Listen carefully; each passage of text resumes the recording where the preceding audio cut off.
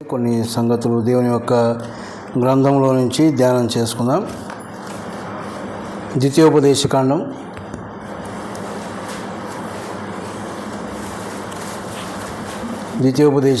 4వ అధ్యాయం మొదటి నుంచి 4 వచనాలు చదువుకుందాం. ద్వితీయోపదేశకాండం 4వ అధ్యాయం మొదటి నుంచి 4 వచనాలు. కాబట్టి ఇశ్రాయేలీయులారా, మీరు బ్రతికి మీ పితరుల దేవుడైన యెహోవా మీకిచ్చుచున్న దేశంలోనికి పోయి స్వాధీనపరచుకొనున్నట్లు మీరు అనుసరింపవలసిన విధులను కట్టడలను నేను మీకు బోధించుచున్నాను వినుడి. మీ దేవుడైన యెహోవా ఇచ్చిన ఆజ్ఞలను మీకు ఆజ్ఞాపించుచున్నాను. వాటిని గైకొనుట యందు నేను మీకు ఆజ్ఞాపించిన మాటతో దేనిని కలపకూడదు, దానిలో నుండి దేనిని తీసివేయకూడదు. బయల్పెయోరు విషయంలో యెహోవా చేసిన దాన్ని మీరు కనులారా చూచితిరి కదా. బయల్పెయోరు వెంట వెళ్ళిన ప్రతి మనుష్యుని నీ దేవుడైన యెహోవా నీ మధ్యన ఉండకుండా నాశము చేసెను. నీ దేవుడైన యెహోవాను హత్తుకొనిన మీరందరూ నేటి వరకు సజీవులై ఉన్నారు. చిన్న మాట ప్రార్థన చేస్తా. కృపా కనికరము కలిగిన మా పరలోకపు తండ్రి, గొప్ప దేవ, మీ ఘనమైన నామానికి స్తోత్రాలు. ఈ ఉదయకాల సమయంలో మిమ్మల్ని ఆరాధించడానికి ఇచ్చిన ధన్యత కొరకై మీకు స్తోత్రాలనైనా. మీ యొక్క ఆజ్ఞ మేరకు మీ మరణ పునరుత్థానమును జ్ఞాపకం చేసుకొని ఆరాధించగలిగాం. మా ఆరాధనలను మీరు ఆగ్రహించి ఉన్నారని నమ్మి మిమ్మల్ని స్తుతిస్తూ ఉన్నాం. మీ వాక్యము దగ్గరికి వచ్చాం ప్రభువా.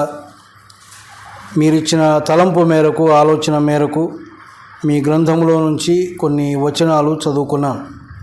నిలవబడినటువంటి నేను నిష్ప్రయోజకులను, జ్ఞానము లేనివాడను ప్రభువా. మీ వైపు చూస్తూ ఉండగా, మీ పక్షముగా నిలబడి ఉండగా, మీ ఆత్మచేత నింపి కూడి వచ్చిన మా అందరితో కూడా మీరు మాట్లాడమని, మా ఆత్మలకు అవసరమైన మాటలు అందించి మా ఆత్మలను సేదతీర్చమని, ఆత్మీయమైన మేలు క్షేమం పొందుకొని వెళ్ళడానికి మీ కృప దయచేయమని కూడి వచ్చిన వారందరినీ బట్టి మీకు స్తోత్రాలు చెల్లిస్తూ మా ప్రభువును రక్షకుడైన యేసుక్రీస్తు పేరట ప్రార్థించి వేడుకుంటున్నాము తండ్రి, ఆమేన్.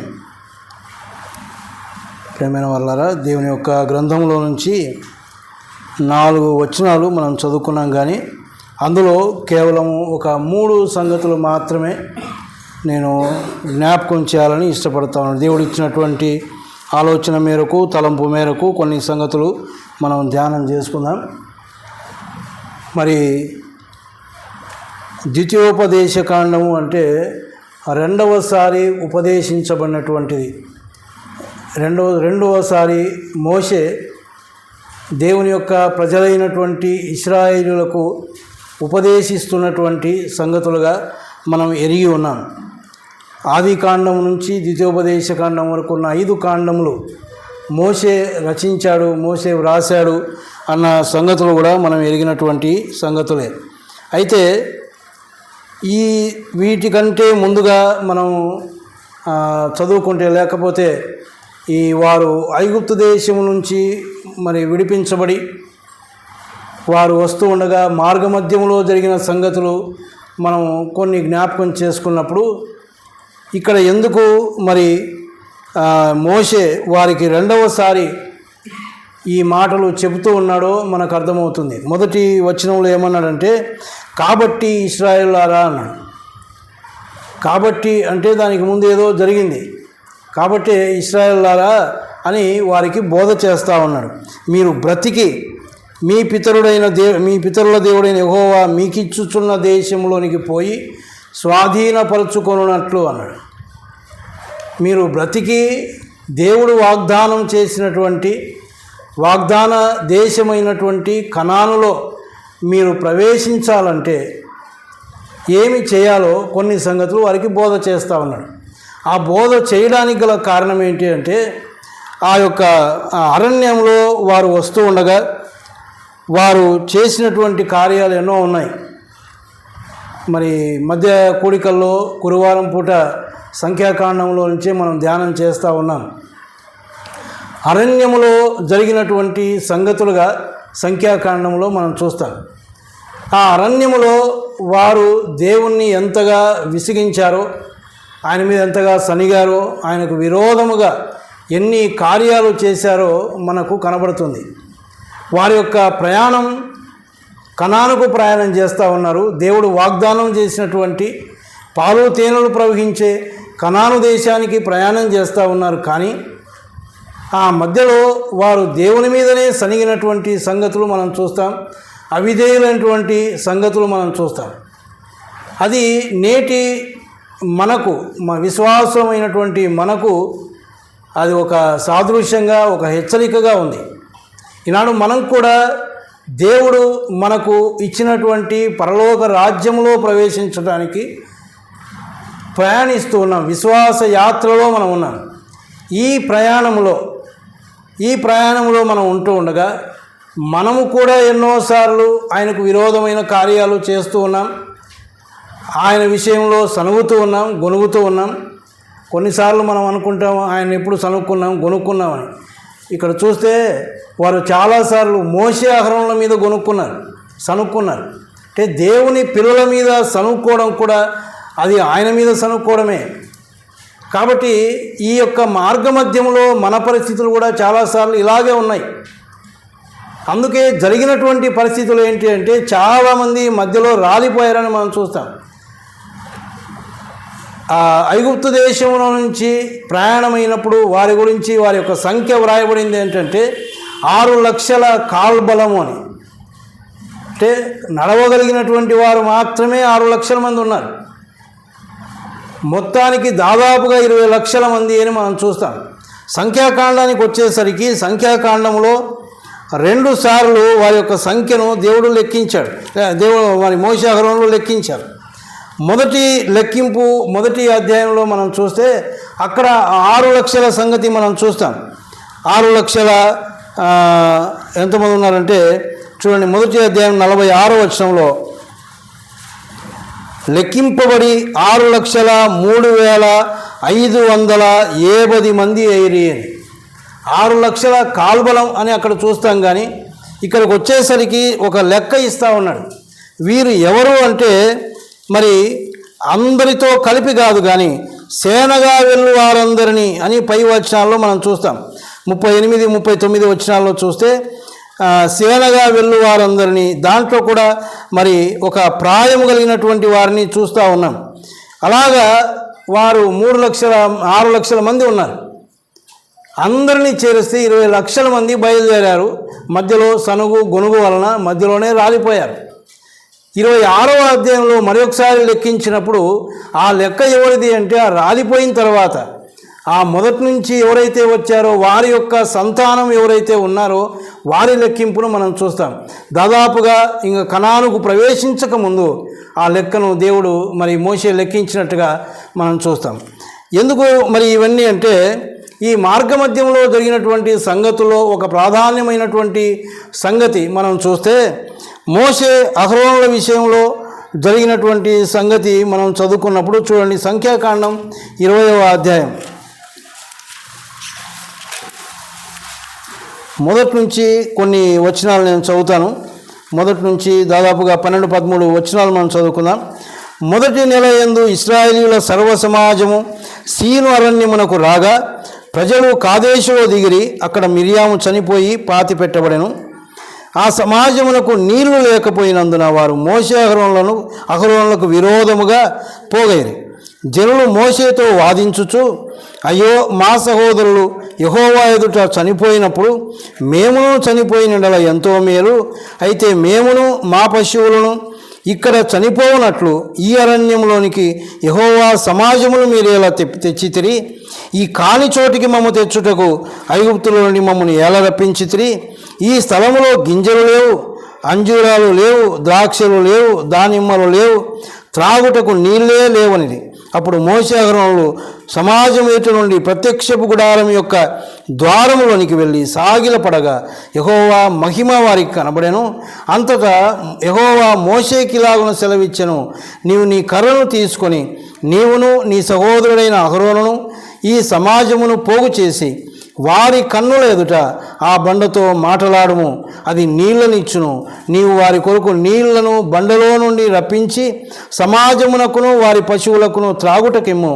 యెహోవా అతనికి ఆజ్ఞాపించినట్లు మోషే ఆయన సన్నిధి నుండి ఆ కర్రను తీసుకొని పోయెను. తర్వాత మోషే అహరోనులు ఆ బండ ఎదుట సమాజమును పోగు చేసినప్పుడు అతడు వారితో, ద్రోహులారా వినుడి, మేము ఈ బండలో నుండి మీ కొరకు నీళ్లు రప్పింపవలనా అనెను. అప్పుడు మోషే తన చెయ్యి ఎత్తి 2 మారులు తన కర్రతో ఆ బండను కొట్టగా నీళ్లు సమృద్ధిగా ప్రవహించెను. సమాజమును పశువులను త్రాగెను. అప్పుడు యెహోవా మోషే అహరోనులతో, మీరు ఇశ్రాయేలీయుల కన్నుల ఎదుట నా పరిశుద్ధతను సన్మానించున్నట్లు నన్ను నమ్ముకొనకపోతిరి గనుక ఈ సమాజమును నేను వారికి ఇచ్చిన దేశంలోనికి మీరు తోడుకొని పోరని చెప్పాను. ఈ చదివిన భాగమంతా మీకు అర్థమైంది అనుకుంటా ఉన్నాను నేను. మార్గమధ్యంలో వీరు మోషే అహరోనులకు విరోధముగా పోగైనట్టుగా 2వ వచనంలో చూస్తూ ఉన్నాం. వారి తర్వాత ఏమంటా ఉన్నారు? మా నీళ్లు లేకపోయినందున దేవుడు వారికి మన్నాని ఇచ్చాడు, మాంసం ఇచ్చాడు, అన్నీ ఇచ్చాడు, కానీ నీళ్లు లేకపోయినందున విరోధముగా పోగైనటువంటి సంగతి మనం చూస్తాం. ఆ సమయంలో మోషే అహరోనులు దేవుని సన్నిధిలో సాగిలపడినారు, దేవుని దగ్గర మొరపెట్టుకున్నారు. దేవుడు సెలవిచ్చింది ఏంటంటే, మీరు నీ కర్రను తీసుకొని పోయి ఈ సమాజమును పోగు చేసి వారి కన్నుల ఎదుట బండతో మాటలాడుము అన్నాడు. కానీ వారు మోషే అహరోనులు చేసిన పని ఏంటంటే సమాజమును పోగు చేశారు. వారేమంటా ఉన్నారు? ద్రోహులారా వినుడి అన్నారు. కాని మాట పలికినాడు అని దేవుని గ్రంథంలో మనం చూస్తాం. అందుకే కింద ఒక మాట ఏమన్నాడంటే, మీరు ఇశ్రాయేలుల కన్నుల ఎదుట నా పరిశుద్ధతను సన్మానించున్నట్లు నన్ను నమ్మకనకపోతుంది. అంటే నా యొక్క పరిశుద్ధతను మీరు సన్మానించలేదు. ఏమని పిలుస్తూ ఉన్నారు? ద్రోహులారా అంటా ఉన్నాడు. కాని మాట ఆయన నోటిలో నుంచి మాట్లాడినట్టుగా దేవుని గ్రంథంలో మనం చూస్తాం. ఒక దేవుని దాసుడు, ఇప్పుడు ఆయన దేవుని దాసుడుగా దేవుని సేవలో ఉన్నాడు. ఆయన రక్షించబడింది ఈ మాట వలన.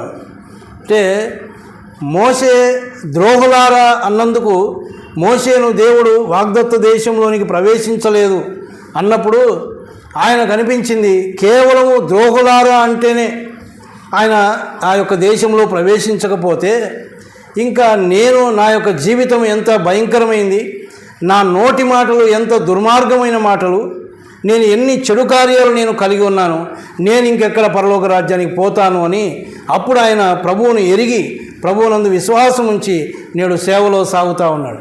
అంటే దేవుడు, మనము నమ్ముకున్నటువంటి దేవుడు ఆయన పరిశుద్ధుడు. ఆయన పరిశుద్ధతను కోరుకునేవాడు. బైబిల్ గ్రంథంలో మనం చూసేదంతా అదే, పవిత్రత, పరిశుద్ధత, ప్రత్యేకించబడినటువంటి జనాంగం. దేవుడు లోకములో నుంచి మనల్ని ప్రత్యేకపరిచాడు. వారిలాగా మనం ఉండకూడదని, వారి నోటి మాటలు కానివ్వండి, వారి యొక్క క్రియలు కానివ్వండి, ఏదైనా సరే వారికి మనకు ఒక ప్రత్యేకత అవసరం. అది దేవుడు కోరుకుంటున్నటువంటిది. అయితే వీరేం చేశారు? ద్రోహులాగా అనడం మాత్రమే కాదు, బండతో మాట్లాడమంటే కర్ర తీసుకొని 2 సార్లు బండను కొట్టాడు ఆయన. దేవుడు చెప్పింది ఒకటి, ఆయన చేసింది ఒకటి. కానీ అక్కడ మనం చదివే ఒక మంచి మాట ఏంటంటే, ఆ బండను కొట్టినారు, నీళ్లు సమృద్ధిగా ప్రవహించారు. నీళ్ళు అయితే ఇచ్చాడు దేవుడు. తప్పు చేసింది మోషే అహరోనులు. అందును బట్టి తన ప్రజలకు ఆయన అన్యాయం చేయలేదు, తన ప్రజలకు దాహం తీర్చకుండా ఉండలేదు. ఆయన నీళ్లు సమృద్ధిగా వచ్చాయి, తాగారు. కాకపోతే అక్కడ మనం చదివే మాట ఏంటంటే, మీరు నా పరిశుద్ధతను సన్మానించలేదు కాబట్టి ఈ సమాజంలో నేను వారికి ఇచ్చిన దేశంలోనికి మీరు తోడుకొని పోరంటే, మీరు మాత్రం మోషే అహరోనులు మాత్రం మీరు ప్రవేశించరు అన్నాడు దేవుడు. వాస్తవానికి ఈ మోషే అహరోనులు ఇశ్రాయేలులను అక్కడి నుంచి నడిపించుకొని వచ్చేటప్పుడు అయితేనేమి, మార్గమధ్యంలో అయితేనేమి, ఎంత భారం తీసుకున్నారో, ఎంత ప్రయాసతో వారిని నడిపించారో మనకు తెలుసు. కానీ దేవుడు అంటా ఉన్నాడు, మీరు మాత్రం అక్కడ ప్రవేశించరు. అంటే దేవుడు పరిశుద్ధతను కోరుకునేటటువంటి వాడు. కాబట్టి ఈ యొక్క సన్నివేశాన్ని, ఈ యొక్క విషయాన్ని మనసులో కలిగి ఉన్నాడు మోషే. ఎప్పుడైతే ఈ మాట విన్నాడో అది మనసులోనే ఉంది. ఎందుకంటే ఆ తర్వాత కూడా ఒకసారి మళ్ళీ అక్కడికి వెళ్ళడానికి దేవుడిని అడుక్కున్నాడు, కానీ దేవుడిని ఆ మాట మాత్రం వదిలిపెట్టేయన్నాడు. ఇంకా అది నా దగ్గరికి తీసుకురావద్దు అన్నాడు. ఇది మనసులో పెట్టుకున్నటువంటి మోషే ఇప్పుడు ఏమంటా ఉన్నాడంటే, కాబట్టి ఇశ్రాయేలులారా, నా జీవితంలో ఇలా జరిగింది, నేనే మిమ్మల్ని నడిపించుకొని వచ్చాను, నేనే భారం తీసుకున్నాను. ఒక సమయంలో వీరు మరి మోషే కొండ మీద నుంచి దిగి వచ్చేసరికి ఒక దూరం చేసుకొని బంగారంతో దానికి మరి నమస్కరించి పూజిస్తూ ఉంటే దేవుడు వారిని నాశనం చేస్తానంటే వారి పక్షంగా విజ్ఞాపన చేసినటువంటి వాడు మోషే. కావాలంటే నా పేరు జీవగ్రంథంలోంచి తీసివేయన్నటువంటి వాడు మోషే. అటువంటి మోషే ఈనాడు ఆయన పరిస్థితి ఏంటంటే ఆ యొక్క దేశంలో లేనటువంటి పరిస్థితి. అందుకే అప్పుడు అంటా ఉన్నాడు, కాబట్టి ఇశ్రాయేలులారా, మీరు బ్రతికి మీ పితరుల దేవుడైన యెహోవా మీకు ఇచ్చుచున్న దేశంలోనికి మీరు స్వాధీనపరచుకోవాలి అంటే, మీరు ఆ యొక్క దేశంలో ప్రవేశించాలంటే మీరు ఎలాగుండాలో అని వారికి బోధ చేస్తూ ఉన్నాడు. ఈనాడు ఎందుకు మరి మనకి ఈ మాటలు అంటే, మనం కూడా పరలోక రాజ్యానికి వెళ్ళే మార్గంలో మనం ఉన్నాం, ఆ యాత్రలో మనం ఉన్నాం. మనము కూడా ఆ యొక్క పరలోక రాజ్యంలో ప్రవేశించాలి అంటే మనకు కూడా కొన్ని ఇక కింద ఒక మాట ఏమన్నాడు, మీరు అనుసరించవలసిన విధులను కట్టడలను నేను మీకు బోధించుచున్నాను. మీరు అనుసరించాల్సిన విధులు ఉన్నాయి, కట్టడలు ఉన్నాయి, వాటిని నేను మీకు బోధిస్తూ ఉన్నాను అంటూ ఏమన్నాడు, వినుడి అన్నాడు. మొట్టమొదటి సంగతి ఏంటంటే మనము వినాలి. ముందు ఆయన బోధ చేస్తూ ఉంటే మనం వినవలసిన వారమై ఉన్నాము. అది దేవుడు మనకు జ్ఞాపకం చేస్తూ ఉన్నాడు.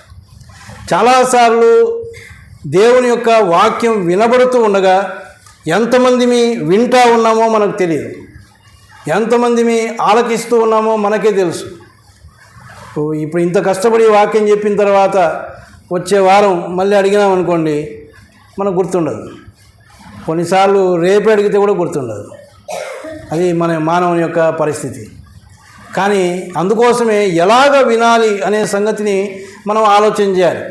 అది ఆ ఆయన బోధ చేస్తూ ఉన్నాడు. మీరు ఆ యొక్క దేశంలో ప్రవేశించాలంటే కొన్ని విధులు ఉన్నాయి, కొన్ని కట్టడలు ఉన్నాయి, మీరు వాటిని అనుసరిస్తేనే మీరు అక్కడికి వెళ్తారు, కాబట్టి మీరు వినాలి అని చెప్తా ఉన్నాడు. ఈ వినే విషయంలో మనం ఎలాగ వినాలి అంటే, లూకాసు వార్త 10వ అధ్యాయంలో మరియమ్మ వింటా ఉంది. ఎక్కడ కూర్చొని వింటా ఉంది? యేసు పాదముల యొద్ద కూర్చొని బోధ వింటా ఉంది. అంటే దేవుని సన్నిధిలో కూర్చొని దేవుని మాటలు వినాలి. దేవుని సన్నిధికి వస్తాం కానీ కొన్నిసార్లు ఆయన మాటలు వినం. మన మనసు ఎక్కడ ఉంటుందో, మన ఆలోచనలు ఎక్కడ ఉంటాయో మనకు అది మన బలహీనత, మానవుని యొక్క బలహీనత. అంతే. ఇక్కడే ఉంటాం, ప్రపంచమంతా తిరిగి వస్తాం. మన పరిస్థితి ఏంటో మనకే అర్థం కాదు. కొన్నిసార్లు ఏం విన్నామో మనకే తెలియదు.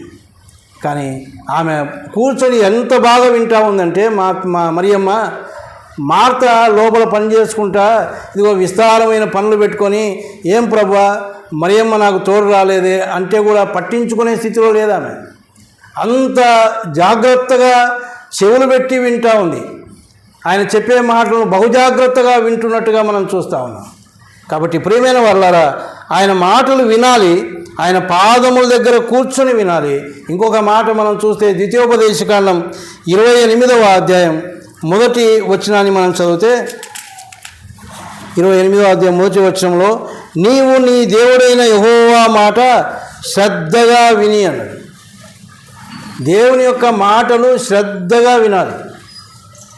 దేవుని గ్రంథంలో అపోస్తుల కార్యముల గ్రంథం 20వ అధ్యాయంలో వారు ఆదివారం రొట్టె విరుచులకు కూడి వచ్చినప్పుడు ఆ మేడగది మీద అపోస్తులైనటువంటి పౌలు బోధ చేస్తూ ఉంటే ఒక యవ్వనస్తుడు ఎక్కడ కూర్చున్నాడు? కిటికీలో కూర్చొని ఉన్నాడు. మరి వీడు వినగలడా? ఎందుకు వినలేని పరిస్థితిలో ఉన్నాడు అంటే, వీనికి రెండు మనసులు ఉన్నాయి. ఒకవైపు కాసేపు ఈ వాక్యం వింటాడు, కాసేపు బయట లోకం చూస్తాడు. చాలాసార్లు మన పరిస్థితి ఇదే. మనకు లోకం కావాలా, వాక్యం కావాలా? కానీ వినేటప్పుడు చాలా శ్రద్ధగా వినాలి అన్నాడు. చాలా శ్రద్ధగా చూడండి. అక్కడ మాట, ఇంకో మాట ఏమని ఉంటుందంటే, మీరు శ్రద్ధగా విని నేడు నేను మీకు ఆజ్ఞాపించుచున్న ఆయన అన్నిటినీ అనుసరించి నడుచుకొని ఎడల. ఎప్పుడైతే శ్రద్ధగా వింటామో ఆ తర్వాతే ఆ సంగతులు జరిగేది. ఇర్మియా గ్రంథంలో ఒక మాట ఏమంటుంది? చెవి యొగ్గి వినుడి అంటాడు. చెవి పెట్టి వినడం. అంటే బహుజాగ్రత్తగా వినడం. ఇంకా మనం అర్థం చేసుకోవడానికి ఒక సన్నివేశాన్ని మనం జ్ఞాపకం చేసుకుంటే సమూయేలు గురించి, బాలుడైన సమూయేలు గురించి మనం చూస్తాం. ఆయన ఏలీ సన్నిధిలో ఉండి పరిచర్య చేస్తూ ఉన్నాడు. ఏలీ దగ్గర ఉండి మరి రాత్రి వేళ స్వరం వినబడింది, సమూయేలు సమూయేలు అని. ఈయన పాపం లేచి ఏలీ దగ్గరికి వెళ్ళాడు. పిలిచారా మీరు అని. లేదని ఆయన నేను పిలిచలేదు, పోయి పండుకో అంటే పోయి పండుకున్నాడు. మళ్ళీ పిలుపు విన్నాడు, మళ్ళీ వచ్చాడు, అడిగాడు, నేను కాదన్నాడు, వెళ్ళిపోయాడు. మూడోసారి కూడా విన్నాడు, వచ్చాడు.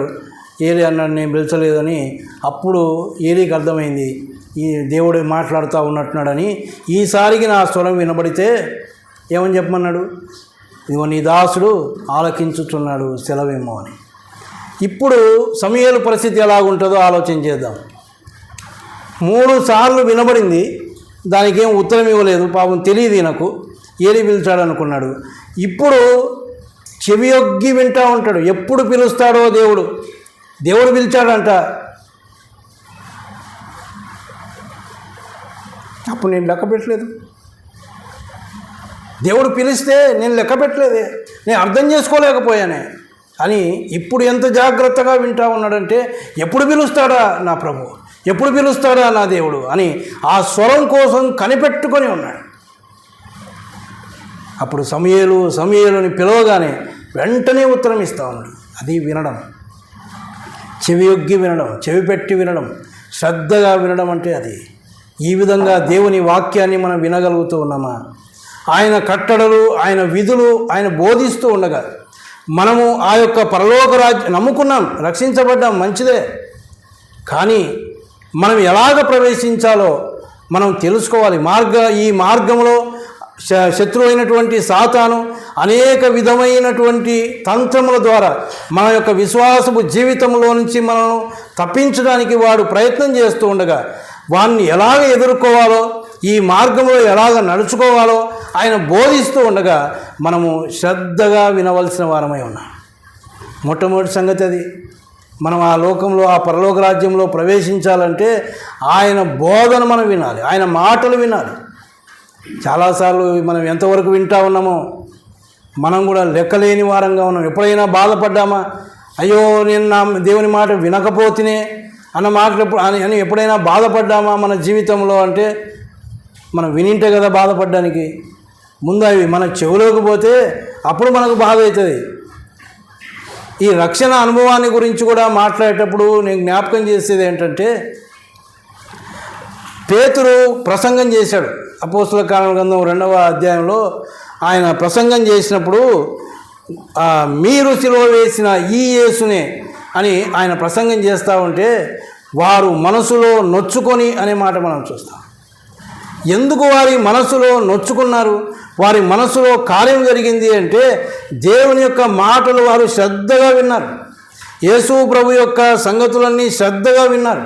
ఆయన ఎందుకు చనిపోయాడు, మీరే సిలువ వేశారు అని పేతురు ప్రసంగిస్తూ ఉంటే, అయ్యో ఇంతకాలం రాను వారు సిలువ వేశారు అనుకున్నాం, మేమే వేశామా అంటే ఎందుకు వేశారో కూడా అర్థమైన తర్వాత మనసులో నొచ్చుకుంటూ ఉన్నారు, బాధపడుతూ ఉన్నారు. అయ్యో మా నిమిత్తమా యేసు ప్రభు చనిపోయింది అని.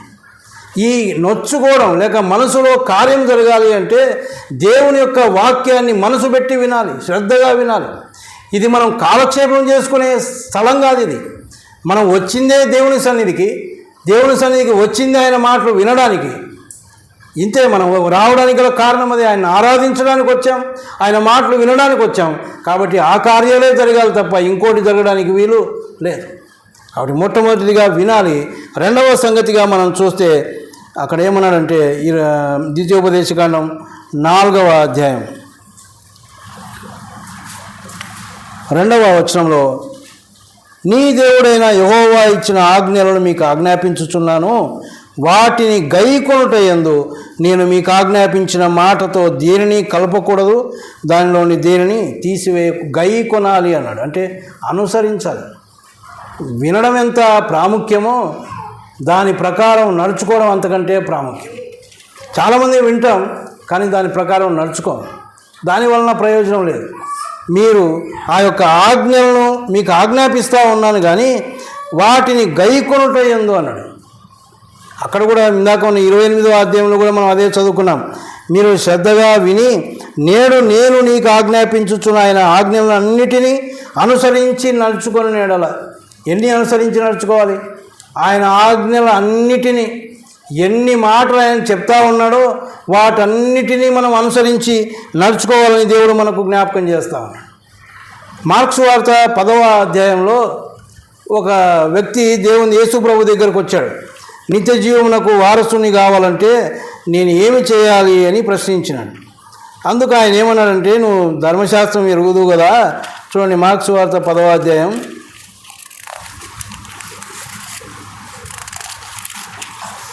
17వ వచనం నుంచి చదివితే, ఆయన బయలుదేరి మార్గమున పోచుండగా ఒకడు పరిగెత్తుకొని వచ్చి ఆయన ఎదుట మోకాల్లోని, సద్బోధకుడా, నిత్య జీవమునకు వారసునగుటకు నేను ఏమి చేయదునని ఆయన అడిగాను.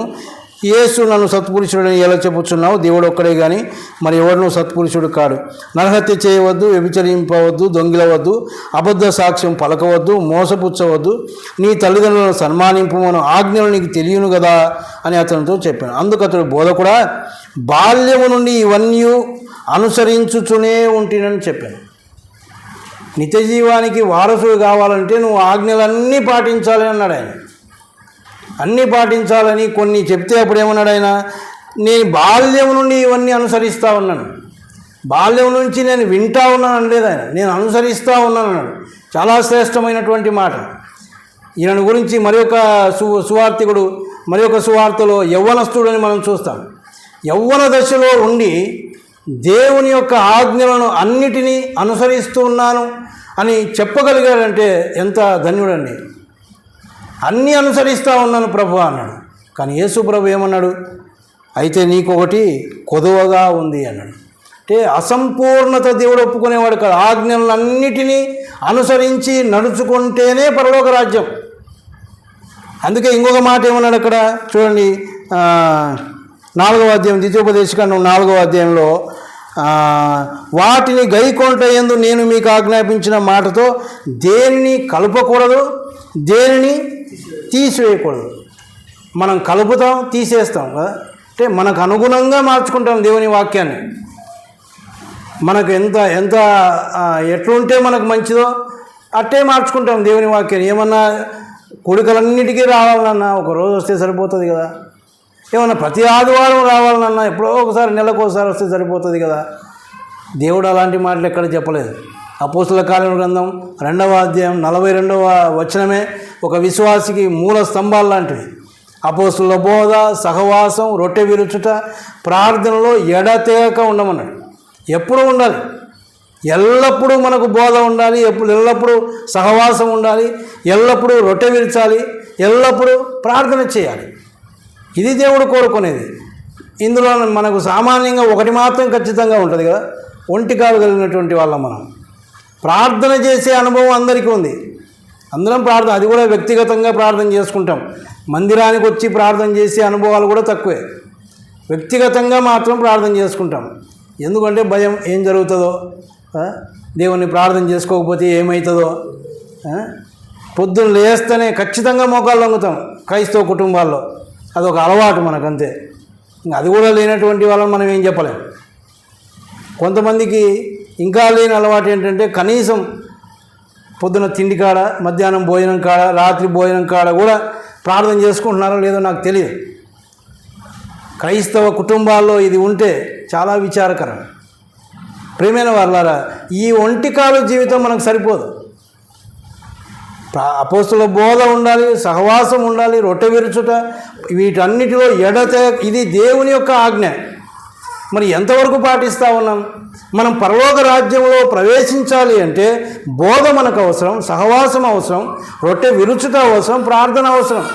ఏది లేకపోయినా పరలోక రాజ్యంలో ప్రవేశించే విషయంలో మనం ఆలోచన చేయాల్సిందే.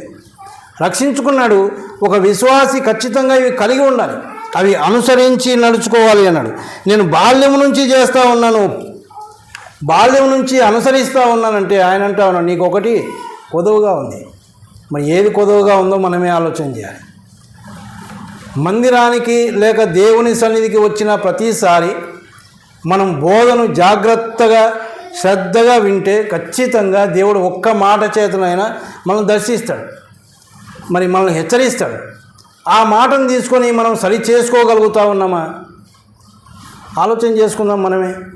ఏదైనా ఓ హెచ్చరిక మన దగ్గరకు వచ్చినప్పుడు దాన్ని సరి చేసుకుంటూ ఉన్నామా? అలాగ సరి చేసుకోగలిగినప్పుడే ఆయన సారూప్యంలోనికి వస్తాం.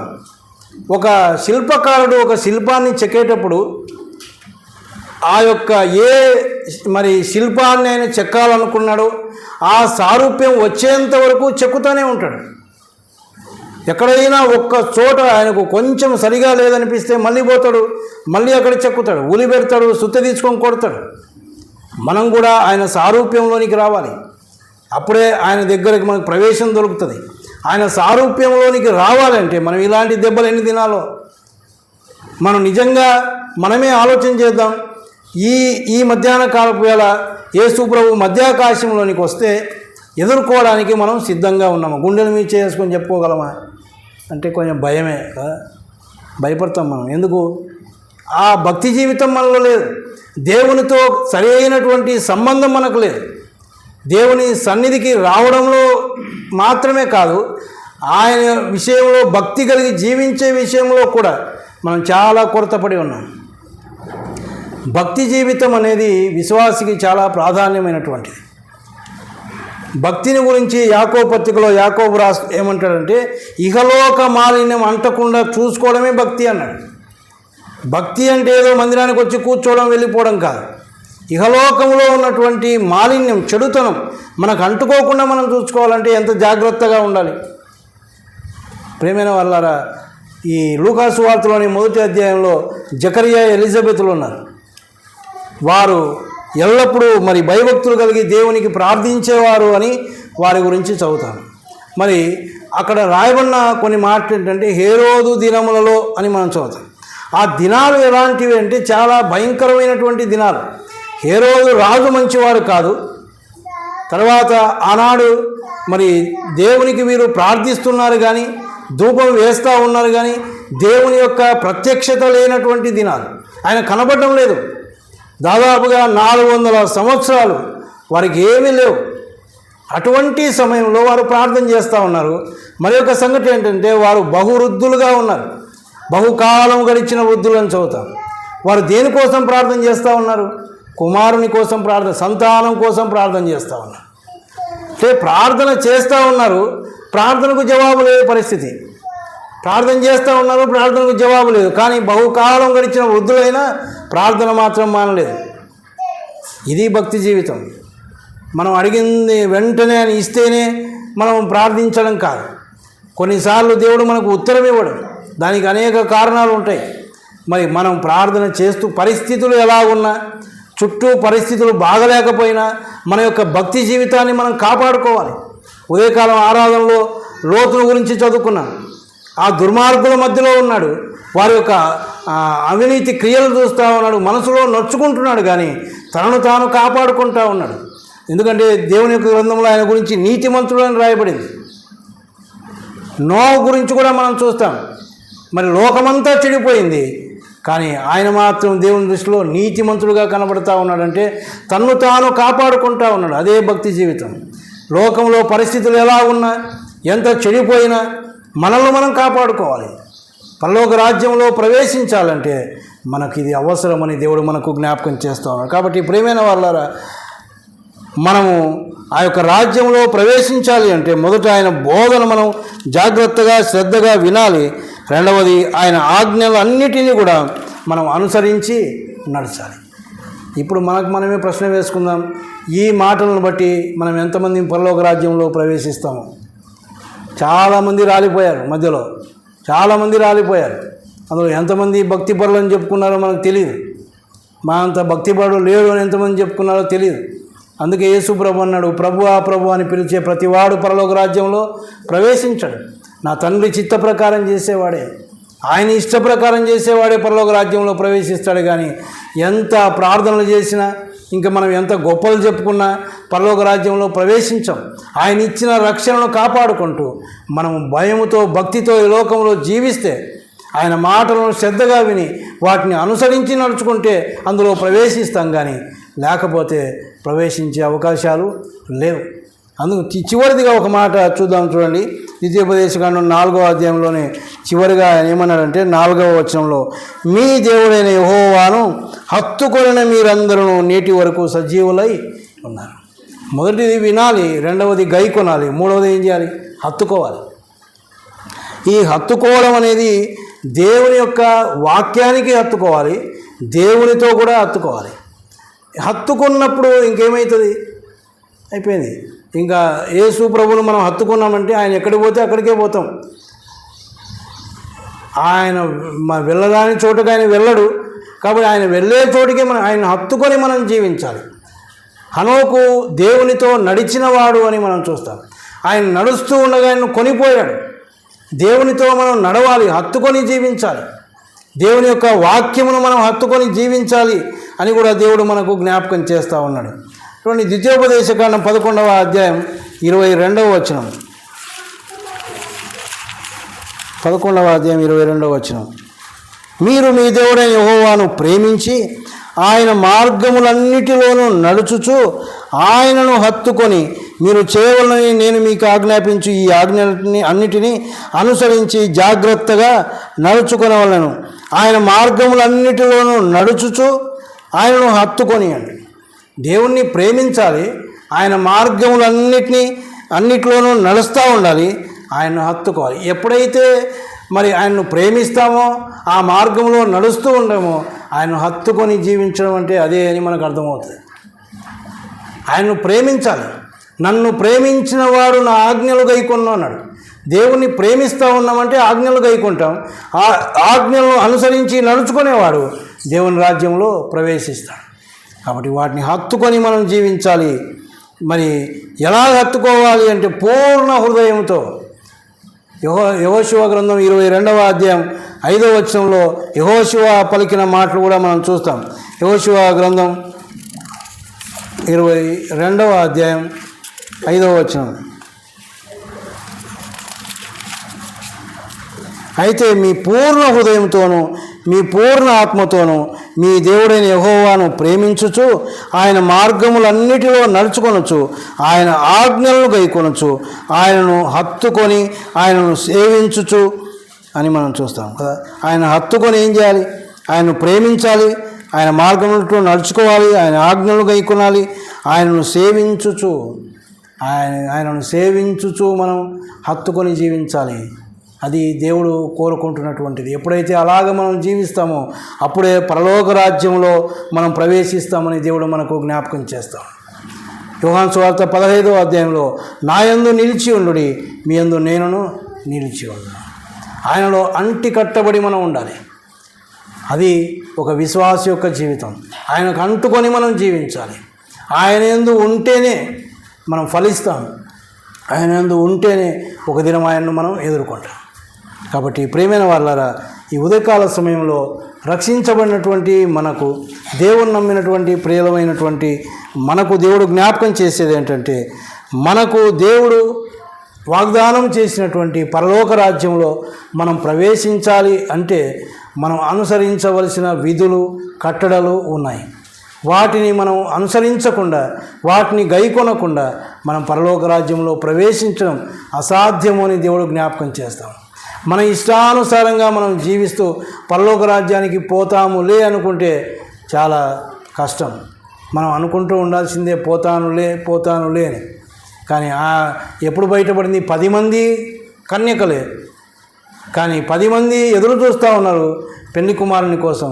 ఇదిగో పెళ్లి కుమారుడు అనే శబ్దం వినిపించినప్పుడు ఎంతమంది ఎదుర్కొన్నారు? 5 మంది మాత్రమే ఎదుర్కొన్నారు. 5 మంది విడవబడ్డారు. 10 మంది కన్యకలే, 10 మంది దగ్గర దీపాలు ఉన్నాయి, కానీ నూనె లేదు 5 మంది దగ్గర. అందుకోసమే ఎదుర్కోలేకపోయారు. కాబట్టి మనం కూడా అనుకుంటూ ఉంటాం, నమ్ముకున్నాంలే, దేవుడు వస్తే పోతామని. కానీ ఎప్పుడు బయటపడుతుందంటే మధ్య ఆకాశంలోనికి ఆయన వచ్చి ఆ బూర శబ్దం వినబడినప్పుడు అప్పుడు అర్థమవుతుంది. ఈ మధ్య కాలంలో చాలా వీడియోస్ పెడతా ఉన్నారు కొన్ని గ్రూప్స్లో, ఆయన యొక్క రాకడ సమయంలో జరిగే సంగతులు. ఒక హాస్పిటల్లో ఆ యొక్క నర్సు వచ్చి వారి కోసం వచ్చిన ఆ పేషెంట్ కోసం వచ్చిన వారితో మాట్లాడి ఇటు తిరిగేసరికి బెడ్ మీద ఎవరు లేరు. అంత గందరగోళమైన పరిస్థితులు. డ్రైవ్ చేసుకుంటూ వెళ్తున్నటువంటి డ్రైవరు పైకి వెళ్ళిపోయాడు, అది పోయి ఎక్కడో గుద్దుకుంది. విమానాలు యాక్సిడెంట్ అయిపోయాయి. ఇవన్నీ చూస్తే మనకు అర్థమవుతాయి. కానీ విడవబడిన వారు ఉన్నారు. కొన్నిసార్లు మందిరంలో కూడా ఆయన ప్రసంగం చేస్తూ ఉన్నాడు. మరి ఆ యొక్క రాకడ సమయంలో ఆ వారి బట్టలన్నీ ఇక్కడే విడవబడ్డాయి. కొందరు విడవబడ్డారు, కొందరు ఎత్తబడ్డారు. ఈనాడు మనం ఏ గుంపులో ఉన్నాం? విడవబడే గుంపులో ఉన్నామా? ఎత్తబడే గుంపులో ఉన్నామా? విడవబడితే బహుఘోరమైనటువంటి పరిస్థితి, భయంకరమైన శ్రమలు ఉన్నాయి. ఆ తర్వాత తీర్పు జరుగుతుంది. ఆ తర్వాత నిత్య నరకంలో యుగ యుగాలు కాలవలసిన పరిస్థితి. ఒక దినం కాదు, 2 దినాలు కాదు, యుగ యుగములు. అక్కడ అగ్ని ఆరదు, పురుగు చావదు. కాబట్టి ప్రేమైన వాళ్ళరా, నమ్మిన మనం జాగ్రత్త పడదాం. నమ్మని వారు ఈ దినాన ప్రభువును సొంత రక్షకునిగా అంగీకరిస్తే పరలోక రాజ్యం ఉంది, లేకపోతే నరకంలో ఉంటాం. కనుక దేవుడు మనతో మాట్లాడుతూ ఉండగా ఆయన మాటలు మనం ఆలకించి పరలోక రాజ్యంలో ప్రవేశించే విధంగా ఆయన యొక్క కట్టడలు విధులు అనుసరించుచు నడుచుకునేలాగున దేవుడు తన కృప అనుగ్రహించునుగాక. ప్రార్థన చేసుకుందాం. కృపా కనికరము కలిగిన మా పరలోకపు తండ్రి, గొప్ప దేవ, మీ ఘనమైన శ్రేష్టమైన నామానికి స్తోత్రాలు. ఈ ఉదయకాల సమయంలో మీరు ఇచ్చిన సమయాన్ని బట్టి మీకు స్తోత్రాలు నాయన. మీరు అందించిన మాటలను బట్టి మీకు స్తోత్రాలు. అవును ప్రభువా, మేము బ్రతికి మీరు వాగ్దానం చేసినటువంటి రాజ్యంలో ప్రవేశించాలంటే మేము అనుసరించవలసిన కట్టడలు విధులు వాటిని మేము వినాలి, గైకొనాలి, హత్తుకొనాలి అని మాకు జ్ఞాపకం చేసినందుకై మీకు స్తోత్రాలు. విన్న మా అందరి హృదయాల్లో వాటిని భద్రపరచండి. మీరు ఆకడ కొరకు సిద్ధపరచండి నాయన. అవును ప్రభువా, మీరు ఎప్పుడు వస్తారో మాకు తెలియదు. ఇదిగో దొంగ వలే వస్తానన్నారు ప్రభువా. ఎప్పుడు వస్తారో తెలియదు కనుక మేము మెలకువగా ఉండి సిద్ధపాటు కలిగి మిమ్మల్ని ఎదుర్కొనగలిగే భాగ్యము దయచేయమని నాయన. అశ్రద్ధగా మేము ఉండకుండా నాయన మరి మెలకువగా ఉండి జీవించడానికి మీ కృప దయచేయమని వచ్చిన వారందరినీ బట్టి మీకు స్తోత్రాలు చెల్లిస్తూ మా ప్రభువును రక్షకుడైన యేసుక్రీస్తు పేరట ప్రార్థించి వేడుకుంటున్నాము తండ్రి. ఆమెన్. అందరికీ వందనాలు.